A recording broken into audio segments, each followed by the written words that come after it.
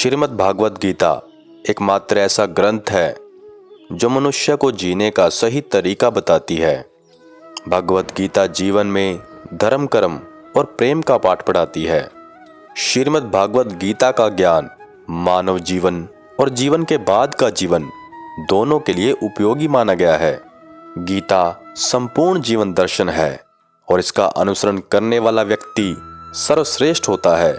भगवत गीता में कुल 18 अध्याय और 700 श्लोक हैं, जिसे सभी के लिए पढ़ पाना थोड़ा मुश्किल है। इसीलिए आज के इस बेहद ही खास वीडियो में हम श्रीमद् भागवत गीता के 101 विचारों के बारे में बात करने वाले हैं, जिन्हें जानकर आप श्रीमद् भागवत गीता का सही मतलब समझ पाएंगे।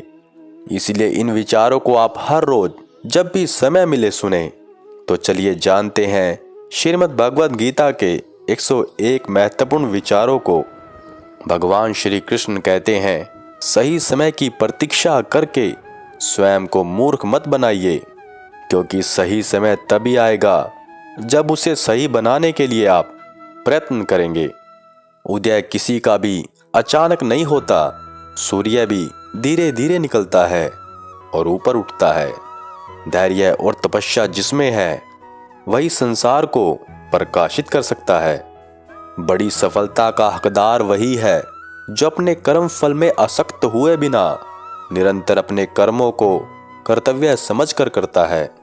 भगवत गीता में भगवान श्री कृष्ण कहते हैं, मन अपनी चंचलता तथा अस्थिरता के कारण जहां कहीं भी विचरण करता हो, मनुष्य को चाहिए कि उसे वहां से खींचे और अपने वश में लाए। भक्ति का भाव तो समर्पण से उत्पन्न होता है। केवल अपने निज स्वार्थ के लिए भगवान को स्मरण करना भक्ति नहीं होती। व्यक्ति दूसरों से तो अच्छे कर्मों की अपेक्षा करता है, परंतु स्वयं अच्छे कर्म करना भूल जाता है। यही तो समाज के पतन का कारण है। जिस व्यक्ति ने मन को जीत लिया है, उसके लिए मन सर्वश्रेष्ठ मित्र है, परंतु जो व्यक्ति अपने मन के अधीन है, उसका सर्वश्रेष्ठ शत्रु उसका मन ही होता है। संसार में प्रत्येक व्यक्ति को अलग अलग परिस्थितियों का सामना करना पड़ता है, इसलिए कभी भी किसी से स्वयं की तुलना ना करें। तुलना करने से हमारे मन में अशांति और द्वेष उत्पन्न होता है, जो कि हमारे लिए ही दुखदायी होता है। जीवन में कुछ घटनाओं पर आपका कोई वश नहीं होता। जिसे होना होता है वह अवश्य होकर रहेगा। अगर यह सत्य नहीं होता तो प्रभु श्री कृष्ण अपनी प्रिय द्वारिका नगरी को जो समुद्र में डूबने नहीं देते। प्रभु श्री कृष्ण कहते हैं, सतोगुण मनुष्य को सुख से बांधता है तथा रजोगुण सकाम कर्म से बांधता है, और तमोगुण मनुष्य के ज्ञान को ढककर उसे पागल बनाता है। चौसर का खेल खेलने से पहले स्वयं महाराज युधिष्ठिर ने भगवान श्री कृष्ण से राजसभा में न आने का निवेदन किया। सत्य ही कहा गया है, विनाश काले विपरीत बुद्धि। कर्म तो सभी करते हैं, किंतु जो व्यक्ति अपने सभी कर्म प्रभु को समर्पित कर देता है, वह अवश्य ही जीवन के प्रत्येक क्षेत्र में उन्नति को प्राप्त होता है।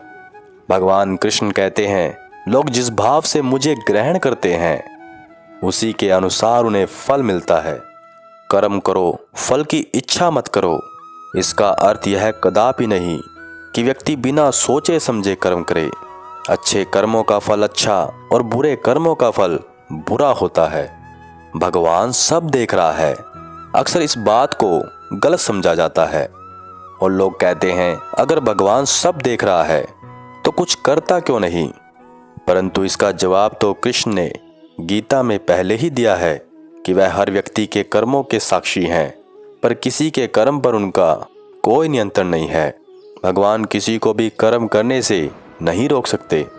मनुष्य अपने विश्वास से निर्मित होता है। जैसा वो विश्वास करता है वैसा बन जाता है।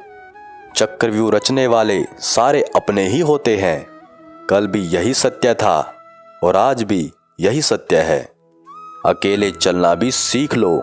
जरूरी नहीं जो आज आपके साथ हैं वो कल भी रहेंगे। यदि तुम्हारे अंदर खुद को बदलने की ताकत नहीं है, तो तुम्हारा कोई अधिकार नहीं कि तुम भगवान को या भाग्य को दोष दो। एक बार जब आपको लगने लगे कि आप किसी के द्वारा टाले जा रहे हैं तो उन्हें फिर कभी परेशान न करें। मोह उसी का करो जिस पर आपका अधिकार है। जिस पर आपका अधिकार ही नहीं है उसका मोह भी नहीं करना चाहिए। भगवान कृष्ण कहते हैं, अगर किसी कार्य में हार ही माननी थी तो फिर सोचो कि इतनी देर से उसमें क्यों समय खराब किया। किसी भी व्यक्ति से ज़्यादा लगाव हानिकारक है, क्योंकि लगाव उम्मीद की ओर ले जाता है और उम्मीद दुख का कारण बनती है। जीवन में कुछ भी स्थायी नहीं है, इसलिए स्वयं को अधिक तनावग्रस्त ना करें, क्योंकि परिस्थितियां चाहे कितनी भी खराब हो बदलेंगी जरूर। किसी व्यक्ति के प्रति समर्पण इतना भी नहीं होना चाहिए कि उस रिश्ते में धीरे धीरे आप स्वयं को ही खोने लग जाएं। मन की भावनाओं को संभालने वाला इंसान हमेशा जिंदगी की ऊंचाइयों में सबसे ऊपर होता है। शब्द भी एक भोजन है, शब्द का भी एक स्वाद है। बोलने से पहले चख लीजिए। स्वयं को अच्छा ना लगे तो दूसरों को भी मत परोसिए। जिंदगी में इतनी गलतियां ना करो कि पेंसिल से पहले रबड़ घिस जाए, और रबड़ को इतना भी मत घिसो कि जिंदगी का पेज ही फट जाए। पैसा तो सब कमाते हैं, दुआएं भी कमाओ। दुआ वहां काम आती है जहां पैसा काम नहीं आता। ज्यादातर पीड़ा जीवन की वास्तविक चुनौतियों से उत्पन्न नहीं होती, बल्कि उन काल्पनिक समस्याओं से होती है जिन्हें मस्तिष्क उत्पन्न करता है। जैसे मैले पानी में साफ पानी डालते रहने से पानी का मैलापन खत्म हो जाता है, वैसे ही नकारात्मक विचारों वाले मन में सकारात्मक विचार भरते रहने से मन साफ हो जाता है। परमात्मा सभी को एक ही मिट्टी से बनाता है, बस फर्क इतना है, कोई बाहर से खूबसूरत होता है और कोई भीतर से। इंसान की संपत्ति ना दौलत है ना धन है, उसकी संपत्ति तो उसका हंसता हुआ परिवार और संतुष्ट मन है। दूसरों पर निर्भर रहने वाले लोग कभी खुश नहीं रह पाते, इसलिए इस लायक बनिए कि अपनी इच्छाओं को आप स्वयं पूरा कर सके। त्याग के बिना कुछ भी पाना संभव नहीं है, क्योंकि एक सांस लेने के लिए भी पहली सांस छोड़नी पड़ती है। किसी को देखकर या किसी के प्रभाव में आकर अपनी सोच, वाणी व कर्म कभी खराब ना करें, क्योंकि इनसे ही हम अपने नवीन भाग्य का निर्माण करते हैं। शब्दों का वजन तो बोलने वाले के भाव पर आधारित है। एक शब्द मंत्र हो जाता है, एक शब्द गाली कहलाता है। वाणी ही व्यक्ति के व्यक्तित्व का परिचय करवाती है, क्योंकि हमारी वाणी ही किसी को हमारे नज़दीक तो किसी को हमसे दूर करवाती है। भगवान श्री कृष्ण कहते हैं, जहां आपका होना ना होना एक हो जाए वहां आपका ना होना ही बेहतर है। किसी को जिंदगी में उतनी ही जगह दो जितनी की वो तुम्हें देता है, वरना या तो तुम खुद रोओगे या वो तुम्हें रुलाएगा। किसी के अकेलेपन का मजाक मत बनाओ। आपके पास जो भीड़ खड़ी है वो किसी मतलब से खड़ी है। व्यक्ति को कभी भी अपने कर्मों पर संदेह नहीं करना चाहिए। ऐसा करने से व्यक्ति खुद का सर्वनाश कर बैठता है।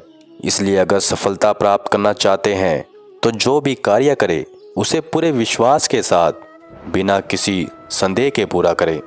इस जगत में जो भी बाहर हो रहा है उसका कोई मूल्य नहीं है, लेकिन जो भीतर हो रहा है केवल वही एकमात्र मूल्यवान है। शरीर जिनके सुंदर है दुनिया उन्हें पसंद करती है, और आत्मा जिनकी सुंदर है भगवान उन्हें पसंद करते हैं। दीपक बोलता नहीं, उसका प्रकाश उसका परिचय देता है। ठीक उसी प्रकार आप अपने बारे में कुछ ना बोले, अच्छे कर्म करते रहे, वही आपका परिचय देंगे। वो जो ऊपर बैठा है, जिसे हम सब परमेश्वर कहते हैं, वो कुछ भी कर सकता है।